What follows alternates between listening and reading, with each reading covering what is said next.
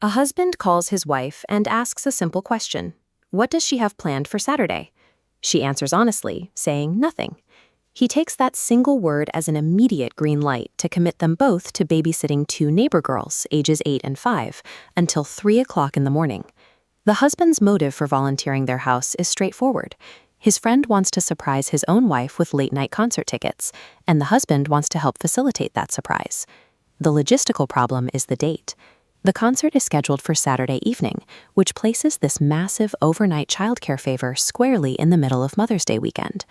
By equating his wife's empty calendar with an invitation to do manual labor, the husband treats her unassigned time as a resource for him to spend. When he finally explains the full situation, the wife immediately refuses.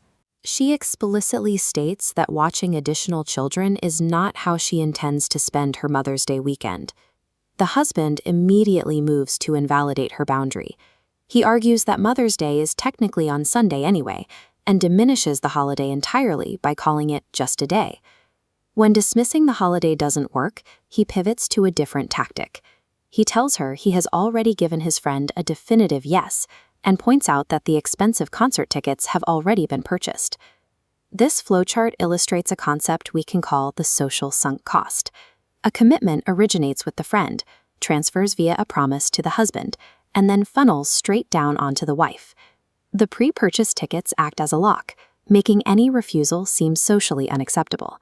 By placing his wife at the bottom of this funnel, the husband leverages the external pressure of his friend's purchase to force her compliance, overriding her explicitly stated boundaries.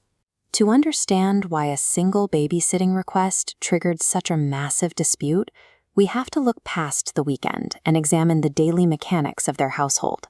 The wife carries a notoriously heavy, continuous burden. She works full-time while also operating as the default parent for their own 8-year-old son, managing the dog, doing the cooking, and handling the cleaning. She rarely gets anything for her birthday or Christmas. For her, Mother's Day is a desperate, necessary pause button. It is the one day a year she hopes for a baseline level of appreciation.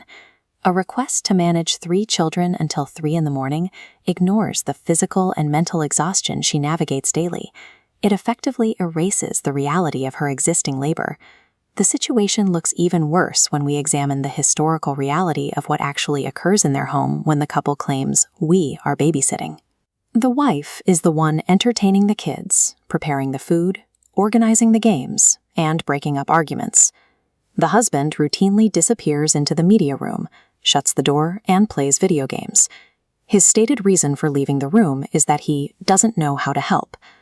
This is a classic deployment of weaponized incompetence, feigning an inability to do basic tasks as a shield to avoid the labor of child-rearing entirely.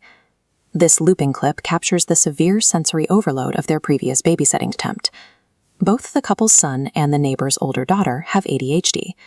The last time they visited, the children experienced massive dysregulation, literally doing somersaults on the living room furniture past 1 a.m. The physical toll of managing that chaos fell entirely on the wife, leaving her with a severe migraine that lasted the entire following day. When the husband tells his friend, "We will babysit," it is a linguistic trick.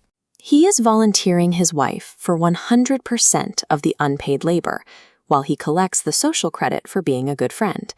Realizing her husband will not back down, the wife issues a tactical ultimatum. She agrees that the children can be dropped off at their house, but dictates that she will immediately vacate the premises.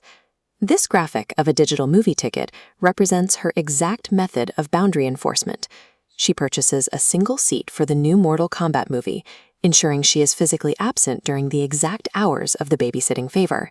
The logic of her counterstrike is ironclad. If the husband decides to unilaterally agree to a social contract, he is the one solely responsible for fulfilling the operational requirements. She is not abandoning the children. She is simply forcing a correction in the system, taking the heavy consequences of a late-night commitment and handing them directly back to the person who volunteered. Without his wife there to manage the children, the husband's protective buffer of weaponized incompetence shatters. He immediately panics at the prospect of doing the work himself. He escalates the argument verbally, calling his wife childish and claiming that she needs to stay home and help him because she is throwing a tantrum. His anger stems from the sudden reality of his own commitment. Having signed up for duties he never intended to perform himself, he reacts to the burden by labeling her refusal as the problem. The couple is now locked in a Cold War. They are barely speaking, separated by a silent standoff where the basic communication of their marriage has completely broken down. So, where does that leave us? Is enforcing a strict physical boundary to protect one's sanity a justified strike against invisible labor? Or is leaving a spouse to manage 3 kids alone an unreasonable escalation that